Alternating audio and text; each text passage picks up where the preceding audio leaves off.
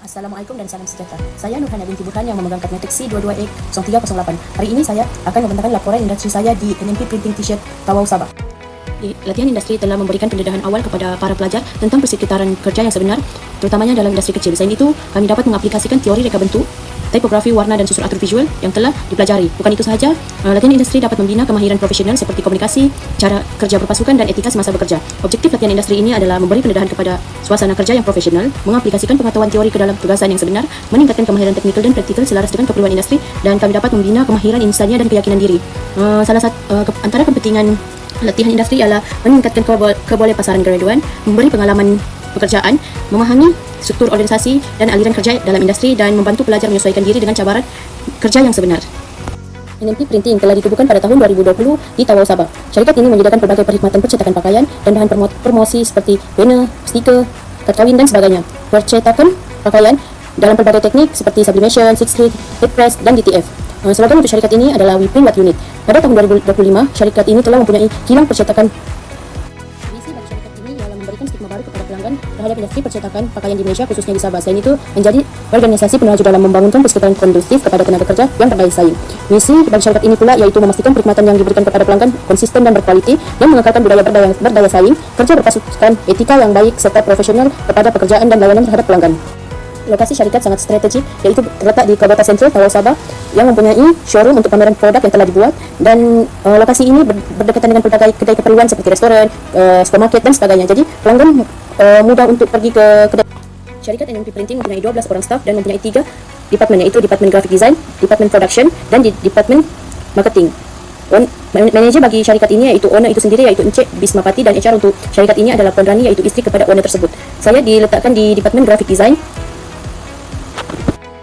Dan skop perkhidmatan usaha syarikat ini adalah yang utama fokus kepada percetakan pakaian yang menggunakan kaedah sublimation printing, silk screen, head press, sulaman berkomputer mengikut keperluan pelanggan. Selain itu, syarikat ini mempunyai percetakan bahan promosi seperti banner, banting, bendera, stiker, layout dan sebagainya. Bukan itu sahaja, dia mempunyai percetakan produk corporate, contohnya seperti ID card dan pakaian corporate untuk kegunaan organisasi dan syarikat.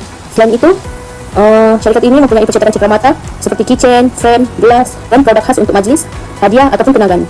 Kad jemputan juga ditawarkan di dalam syarikat ini untuk majlis perkawinan, majlis rasmi dan pelbagai acara mengikut reka bentuk yang sesuai.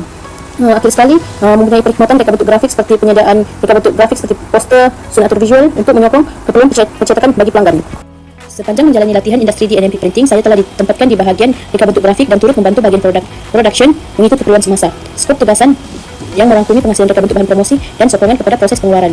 Antara tugasan utama yang saya lakukan, yang pertama yaitu mereka bentuk risalah. Saya telah bertanggung jawab untuk mereka bentuk risalah syarikat atau lebih dikenali sebagai flyers untuk bahan promosi yang memperkenalkan perkhidmatan dan maklumat tentang syarikat kepada pelanggan. Reka bentuk dibuat yang menitik beratkan tentang susun atur, tipografi dan warna yang selaras dengan identiti NMP Printing, yaitu hitam dan kuning.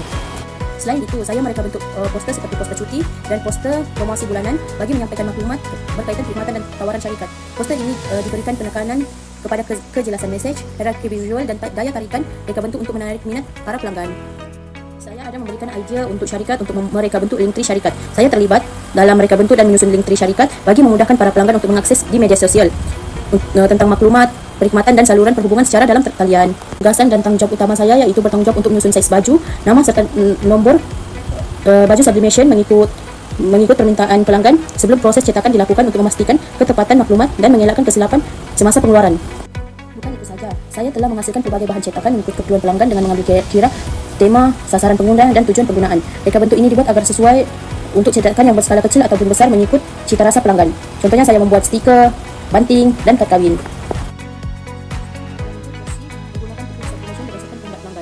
Mereka bentuk melibatkan pemilihan warna, corak, tipografi dan elemen grafik bagi memastikan hasil akhir kelihatan kemas dan profesional, dengan serba sedikit meminta bantuan dengan grafik desainer yaitu Cek Kadin.